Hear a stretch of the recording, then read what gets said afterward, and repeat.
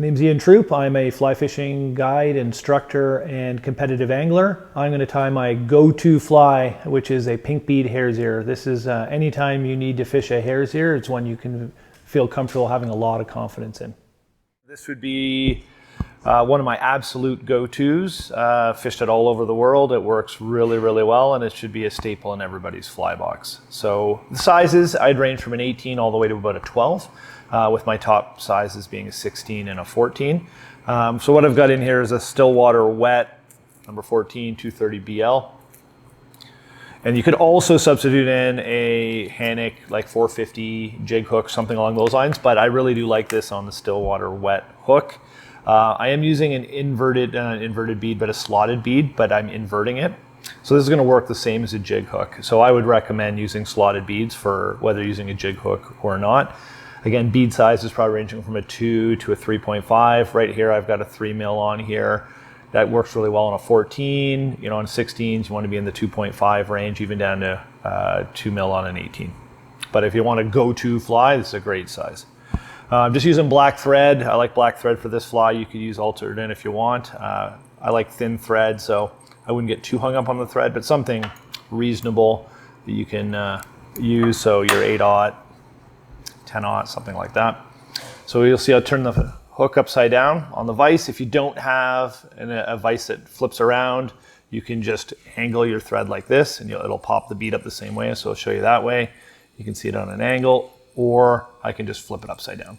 It ends up being the same thing, but you definitely want to lock your bead in. So some people will tie flies and not lock their bead in. I like locking the bead in with thread before I go tying the rest of the fly. The main reason being I want it to invert. So what you can see there is it's now flush. As flush as it's going to get, most of the bead is sitting on top of the hook. This is how it's going to ride.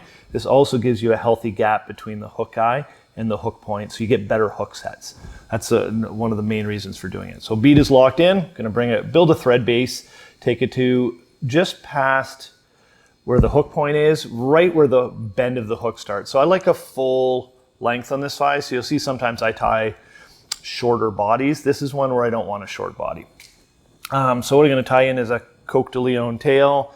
You know, I don't get too hung up on, you know, the perfect amount of barring, but you want some good barring on that. I wouldn't get hung up if you've got a dark and I'm using a light. Just grab a clump about 4 or 5. Maybe that's a little 6 feathers, and you can see you're going to make about the length of the body. So pinch it, tie it in on the body. And one thing you can do with tails is run your thread underneath a couple times if you want to prop that up. And there we go. And if you don't like where it's sitting, you can always just grab it here and adjust it. So I just, you know, pull it in. And I've been starting to tie my tails a little bit shorter, and that came from kind of fishing in Spain. That might be a little short, but we'll live with it. I tend to go a little bit shorter. I would a little bit longer, a little bit shorter, personal preference. Don't lose sleep over it. Next thing is silver wire. Silver wire is what I was originally showing on this fly, and I continue to use it today. You could substitute in red wire as well, but I do like the silver wire is what I tie on most of my flies. So you're just going to catch that in, run it the length of the body, thin wire. So, you know, your extra small or small wire. You don't want thick wire. What we're trying to do is keep the body as thin as possible. And so we're pretty much got wire ready to wrap, tail tied in. And then for those who see my videos before, you know, I like hare's ear dubbing natural number 1. Drop it down so you can see it, or wherever it's going right here.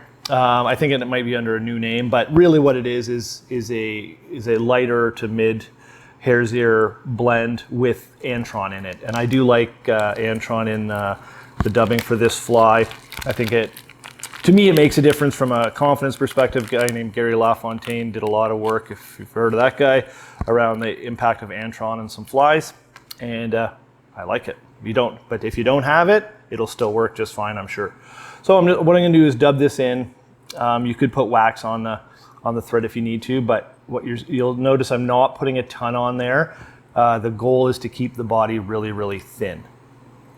So don't overdub this portion of it.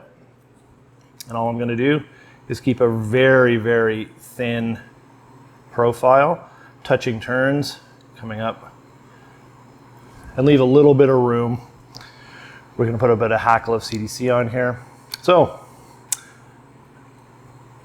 close wire wraps, if you want to count them, I'm gonna do, I think that was 4. If you do 3, it'll work just fine.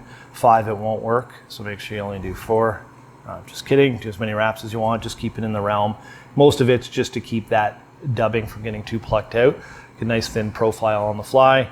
You can cut that wire, it's thin, or you can just, if you ever want to bend thicker wire, just rotate it in a circle and let it break off. So get some good grade CDC.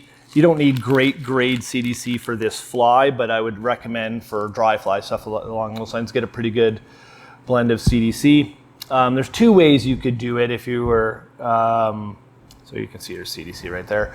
If you really want to take time, you could split the thread or do a dubbing loop and put it in, spin it, wrap it around. For those of you who know, I like simple guide level flies, so I take a much more basic route. So the easiest way to do that for me is you could put some wax on the thread. I'll do it even easier way, just pluck it right here. All I've done is plucked a chunk of some CDC fibers, dub those in.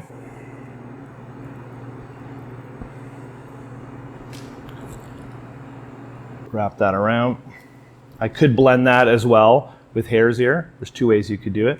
But if you want the really, really simple way to tie this fly, then I'm going to take some Velcro that's on a popsicle stick and just scruff that out. Now note, I am not scruffing the body. I'm trying to scruff the CDC. Blend that back. So you can see you get a nice little thorax effect, some movement baked into that. Really nice halo on that fly. Again, if you really wanted to, you could put some hare's ear in front of it. I like to keep it pretty simple. This is where I like the black thread. I think of it as a bit of a hot spot. So I actually build up a little bit of a black thread, and you can probably catch that on camera. There's just a little black, you put an orange hot spot on a lot of things. Don't lose sight of a black hot spot, for lack of a better term. Looks like a bit of a wind case, things along those lines. So that's the fly done. What I like to do is add a little bit of your favorite Zap-A-Gap-like glue. This just locks in your nymphs a lot better. You get a lot more durability. This is a very, very durable fly. So a couple wraps around there, tie off with your favorite, a couple of turns on a whip finish. And you have my go-to, what I like to call ammunition fly that will work pretty much any river in the world, especially when you see a light bottom. So I've mentioned before, match your fly to the bottom when you can. You see a light bottom, you can't go far wrong on this hare's ear.